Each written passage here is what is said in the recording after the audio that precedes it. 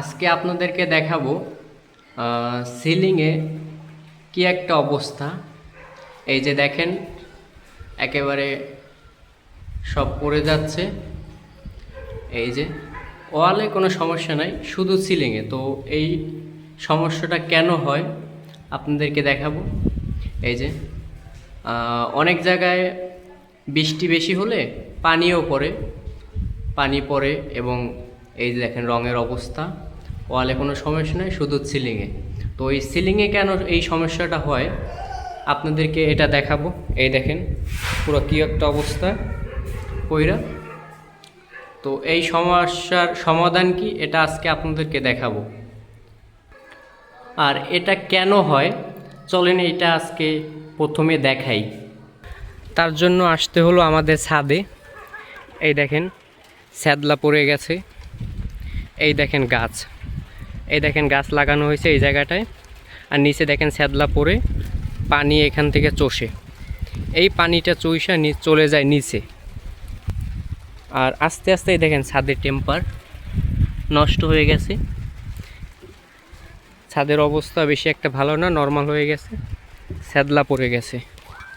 এই যে দেখেন স্যাদলা পড়ে গেছে, এইখান থেকেই আসলে পানিটা চষে। আর ওই পানিটা চষার পরে পানিটা চলে আসে একেবারে নিচে। এই নিচে আসার কারণে এই পানিটা চষে ফোট করে অনেক জায়গায় দেখবেন অনেকের বাসায় রুমের ভিতরে পানি পড়ে। এই জায়গাটা দেখেন অনেকখানি নষ্ট হয়ে গেছে, অনেক নষ্ট হয়ে গেছে। এখন এটার সমাধান হচ্ছে আপনার এই রুমের ভিতরে ঠিক করলে শুধু হবে না, রং করলেন যত ভালোই দামি রং করেন কাজ হবে না। আপনার সমাধান করতে হবে রুমের উপরে, ছাদে। তো ছাদে কি সমাধান? ছাদের সমাধানটা হচ্ছে প্রথমে এই গাছগুলো সব সরাই নিতে হবে। সরিয়ে নিয়ে এবং গাছ লাগাবেন, কিন্তু ড্রামের নিচে কিছু একটা দিবেন, দেওয়ার পরে তারপর লাগাবেন।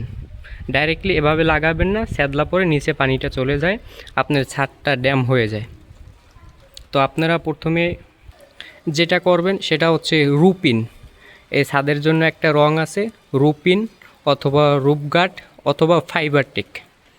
তো আপনারা রুপিন অথবা ফাইবারটেক করবেন।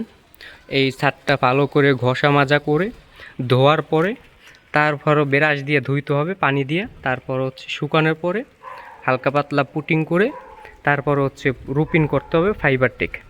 তাহলে এই সমাধান হয়ে যাবে এই ছাদের এই সমাধানটা।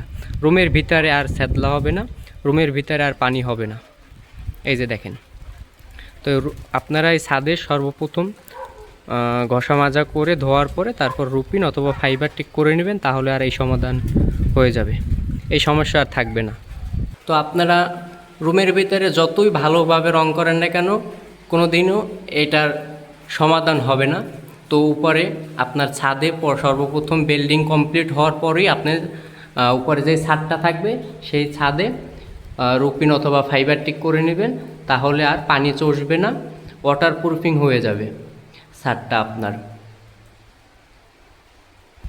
আর ভুলেও আপনারা ছাদে টাইলস লাগাবেন না, কারণ কিছুদিন আগে আমার এক স্যার ফোন দিছে যে আপনার তো আপনি বলছিলেন রুপিনের কথা, তো আমি তো আর রুপিন করি নাই, আমি টাইলস লাগাই নিছি। এখন আমার বৃষ্টি পড়লে ওই বৃষ্টির পানিটা আমার নিচে চলে আসে। তো টাইলস লাগাইয়ে তারপর সে সমাধান পায় নাই।